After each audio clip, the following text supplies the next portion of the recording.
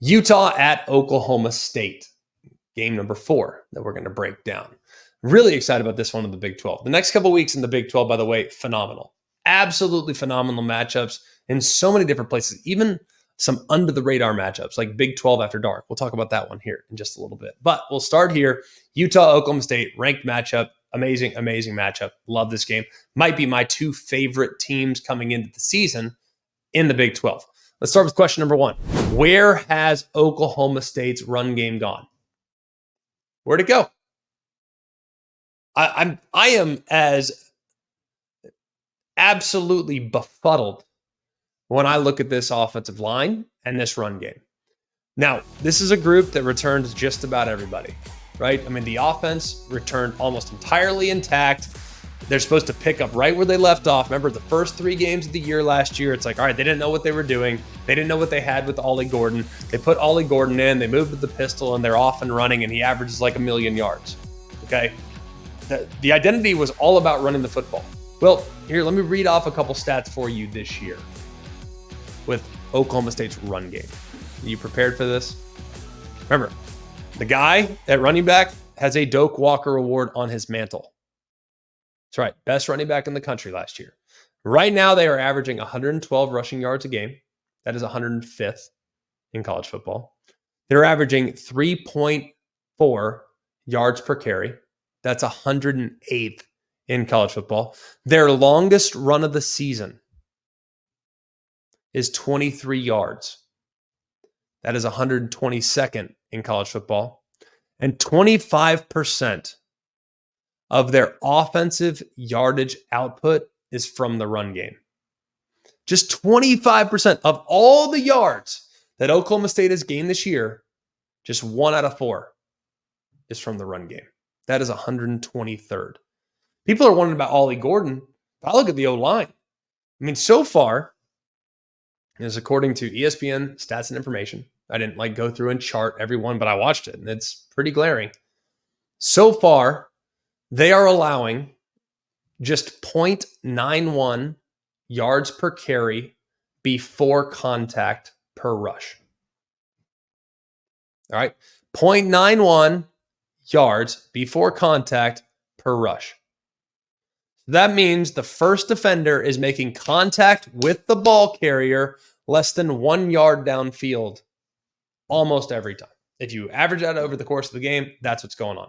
That is 119th, by the way. So where has the Oklahoma State run game gone? And can it come back? Because my goodness, it should. These are guys that have played. And I don't think Utah's the get-right recipe, by the way. Question number 2.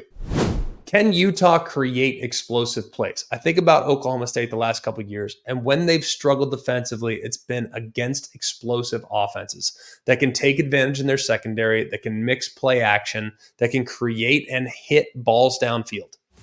That's kind of been the recipe. Well, Utah right now has been pretty good with the explosive plays that they've been able to create. And we qualify explosive plays as 10-plus yard runs and 20-plus yard passes. So, Utah has 28 explosive plays this year. It's pretty good. Almost top 25, right around top 25, just outside, okay? Oklahoma State, on the other hand, they have allowed 32 explosive plays this year. That is 132nd in the sport. Their explosive play margin this year is minus 16. They've created 20. They've given up 32. They've created 16. They've given up 32. That is 132nd in the sport. So it has not been very good for Oklahoma State defensively. Thought Brian Nardo's system last year, there was a little bit of a learning curve. They were adjusting. Well, some of the things that gave them fits last year in giving up explosives have come back again this year, and they've come back with a vengeance. Maybe it was Arkansas. Maybe Arkansas is just that good, but I don't know that for sure. Not right now, I don't, at least. So hopefully Oklahoma State can shore up the back end, because it will not be easy for them when playing against a Utah team that can create explosives on their own. Question 3, can Oklahoma State convert on third down? This is big. and that doesn't require a whole lot of explanation. Utah allows 22% on third down, one of the best in the country, top 6 in the country on third down defense. And we know they can rush the passer. Okay. We know that Utah is excellent when it comes to rushing the passer, which takes me to question number 4. Can Oklahoma State continue to protect Alan Bowman?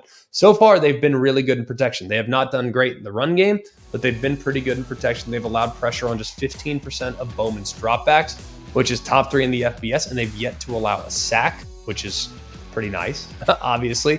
Now, Bowman and co, they're going to have their hands full because this is a ferocious pass rush. They have 10 sacks in 3 games, which has them ranked in the top 10.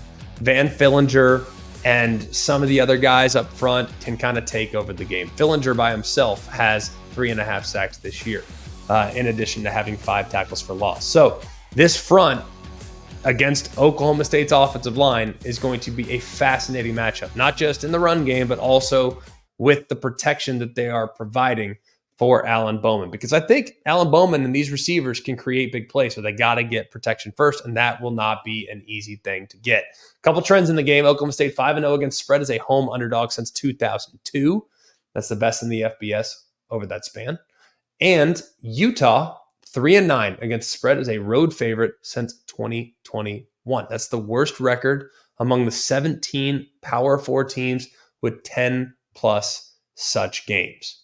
I am taking Oklahoma State in the game. I think they're veteran. I think this is their year. So much has been made about Utah coming into the Big 12 and just imposing their will, dominating the game. I don't see it that way. I think Oklahoma State has a really veteran quarterback. I think they have really underrated wide receivers. And if not now, then when? For Ollie Gordon, they'll get things going. I think we'll get their best defensive performance to date as well. I'm taking the Pokes at home to handle their business.